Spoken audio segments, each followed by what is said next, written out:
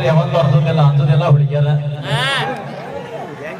ಏ ಹುಡುಗಿ, ರಕ್ತದಲ್ಲಿ ಪತ್ರ ಬರೆದಿರುವೆ ಬಣ್ಣ ಎನ್ನಬೇಡ, ರಕ್ತದಲ್ಲಿ ಪತ್ರ ಬರೆದಿರುವೆ ಬಣ್ಣ ಎನ್ನಬೇಡ, ಮನಸ್ಸಾರೆ ಪ್ರೀತಿಸುತ್ತಿರುವೆ ಅಣ್ಣ ಎನ್ನಬೇಡ.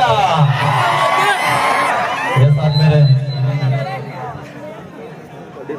ಓಕೆ, ಒಂದು ಸುಂದರವಾದ ಗೀತೆಯನ್ನು ಹಾಡಿರುವ